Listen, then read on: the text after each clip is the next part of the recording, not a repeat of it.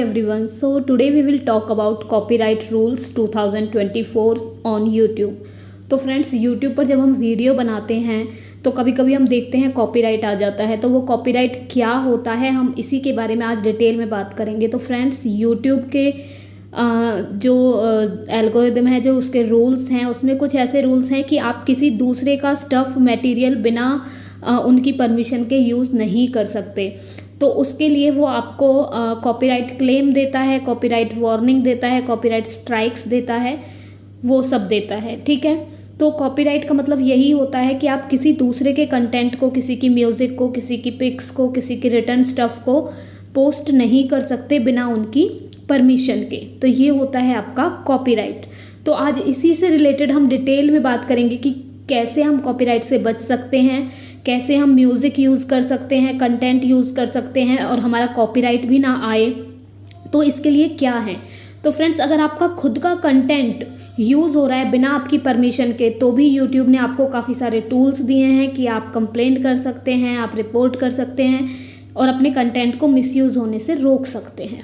ठीक है, तो ये आप यूट्यूब ने आपको भी राइट्स दिए हैं, तो आप उनका यूज़ कर सकते हैं। तो फ्रेंड्स जब भी हम YouTube पे कोई म्यूज़िक वगैरह यूज़ करते हैं तो हमें ये देखना चाहिए कि वो रॉयल्टी फ्री होना चाहिए, यानी उसको यूज़ करने की परमिशन हो आपके पास। तो ऐसे म्यूज़िक को, ऐसे पिक्स को हम बोलते हैं रॉयल्टी फ्री। ठीक है, या फिर कॉपीराइट फ्री।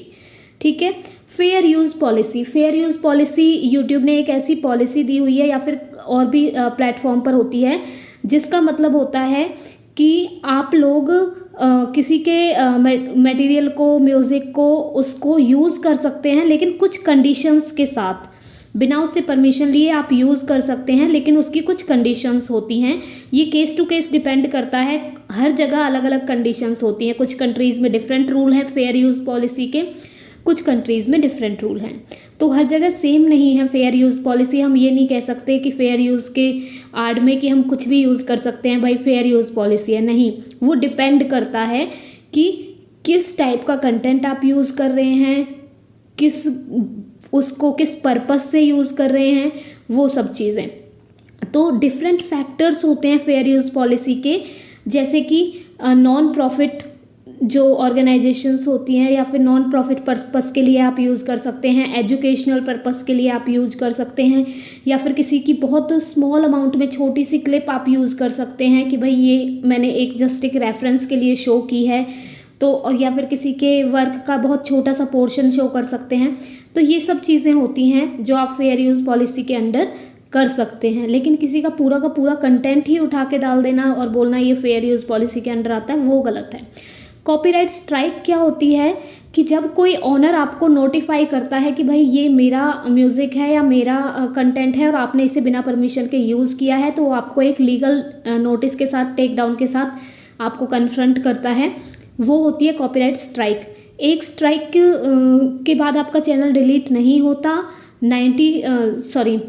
3 स्ट्राइक्स के बाद आपका चैनल डिलीट होता है। एक स्ट्राइक के बाद आपको 7 डेज़ का एक कर्टसी पीरियड दिया जाता है, अगर आपका चैनल जैसे मोनेटाइज है। ठीक है, तो आपको कॉपीराइट स्ट्राइक के बाद 7 डेज़ का टाइम दिया जाता है। उस कॉपीराइट के अगेंस्ट आप कुछ करना चाहते हो, या फिर उसको रिजॉल्व कैसे करना चाहते हो उसे, या तो जिस बंदे ने कॉपीराइट किया है उस बंदे से आप बात करो, या तो जिस ऑर्गेनाइजेशन ने किया है उसको मेल करो। तो ये सब चीज़ें होती हैं कि आप उसे रिजॉल्व कैसे करोगे। तो 3 तरीके होते हैं। एक तो 90 डेज़ के पीरियड के लिए वो कॉपीराइट स्ट्राइक आपके पेज पर रहती है, चैनल पे रहती है। 90 डेज़ के बाद वो हट जाती है, क्योंकि फर्स्ट टाइम उसे एक वार्निंग की तरह लिया जाता है। तो 90 डेज़ तक आपके चैनल पे दूसरी कोई ऐसा रूल वायलेशन नहीं होना चाहिए, तो वो 90 डेज़ के बाद हट जाएगी। और आपको एक ट्रेनिंग लेनी होती है। ट्रेनिंग मीन्स आपको एक वीडियोस वगैरह वो लोग दिखाते हैं, वो आपको देखना होता है यूट्यूब पे, ताकि आपको दोबारा आपसे वो रूल ब्रेक ना हो और आपको उसकी प्रॉपर नॉलेज मिले। ठीक है, सेकंड तरीका होता है कॉपीराइट स्ट्राइक से बचने का कि आप उसको जिस पर्सन ने आपको वो क्लेम किया है उस पर्सन को रीच आउट करो, उस पर्सन को बात करो और उनसे बोलो कि वो अपने क्लेम को वापस ले लें। ठीक है, ये सब तरीके होते हैं कॉपीराइट स्ट्राइक से बचने के फ्रेंड। ठीक है, तो फर्स्ट वाला सबसे इजी होता है, अगर आपके पास फर्स्ट टाइम वार्निंग आई है तो आप 90 डेज़ के बाद वो चली जाएगी, आप एक वीडियो से उसकी ट्रेनिंग ले लीजिए। थर्ड होता है कि आपको लग रहा है कि इसने गलत वार्निंग मेरे चैनल पे डाली है, मैंने कोई रूल नहीं किया है ब्रेक, तो उसके लिए आप एक काउंटर वो कर सकते हो, नोटिफिकेशन दे सकते हो कि भाई आपने गलत वो मेरे को स्ट्राइक दी है, तो उसके लिए आप वापस उनको वो कर सकते हो कन्फ्रंट।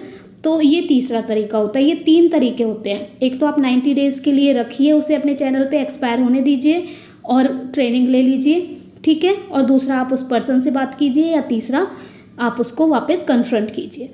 कर्टसी पीरियड में आपको बता चुकी हूँ कि कर्टसी पीरियड होता है कि आपको 7 डेज़ का पीरियड दिया जाता है स्ट्राइक के बाद, कि 7 डेज़ तक आप उसे कैसे रिजॉल्व करते हो, अपने इशू को कैसे सॉल्व करते हो।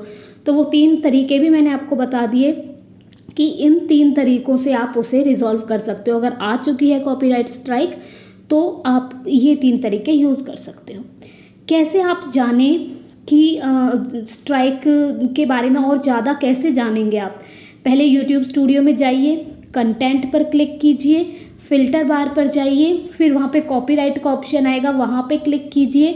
फिर जो रिस्ट्रिक्शन का कॉलम आता है साइड में, ठीक है, उसमें कॉपीराइट लिखा हुआ होगा, वहाँ पे जाइए और आपकी सारी डिटेल्स आ जाएंगी कि कहाँ से आपको कॉपीराइट आया है, कौन से वीडियो पे आया है, क्या कंटेंट, किस टाइप की आपसे रूल ब्रेक हुए हैं, किस कंपनी की तरफ से आया है, वो सब आ जाएगा।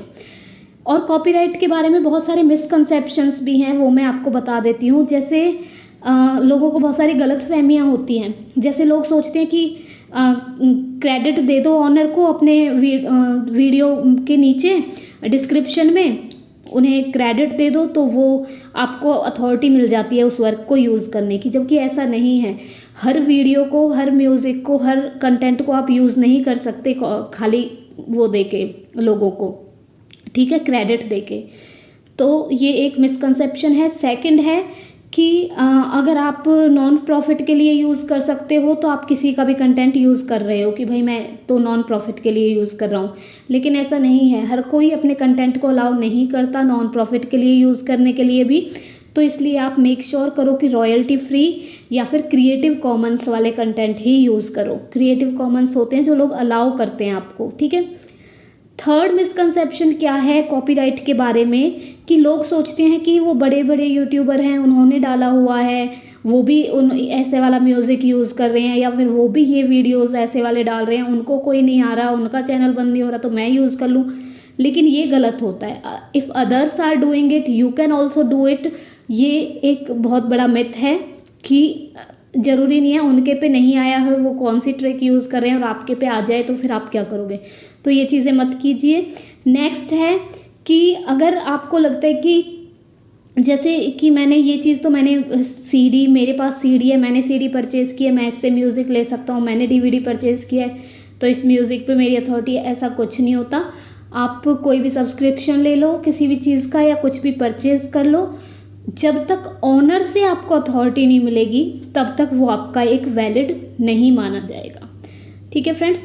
नेक्स्ट जो मिसकंसेप्शन है वो क्या है कि आपको लगता है कि ये म्यूज़िक मैंने कहीं से रिकॉर्ड किया है तो ये इसको मैं यूज़ कर सकता हूँ। लोग थोड़े थोड़े वेरिएशन दे देते हैं म्यूज़िक में कि इसकी थोड़ी बीट चेंज कर दीजिए तो आप यूज़ कर सकते हैं, वो ट्रिक्स बताते हैं। वो ऐसा नहीं है, आप उसे यूज़ नहीं कर सकते क्योंकि वो ओरिजिनली आपने क्रिएट नहीं किया है। तो ये चीज़ें होती हैं। नेक्स्ट है फ्रेंड्स कि जैसे लोग बोलते हैं कि जो जैसे नीचे, जैसे वो मैंने पहले बताया आपको कि डिस्क्रिप्शन में नीचे ऑनर को वो दे देना, क्रेडिट दे देना, या ये कहना कि मैं इसे ऑन नहीं करता, क्रेडिट उसको जाता है, या फिर वो बंदा इसे ऑन करता है। ऐसे करने से आपका कॉपीराइट नहीं आएगा, ऐसा नहीं है। मैंने पहले भी बताया कि हर बंदा अपने कंटेंट को इस टाइप से यूज़ करना अलाउ नहीं करता।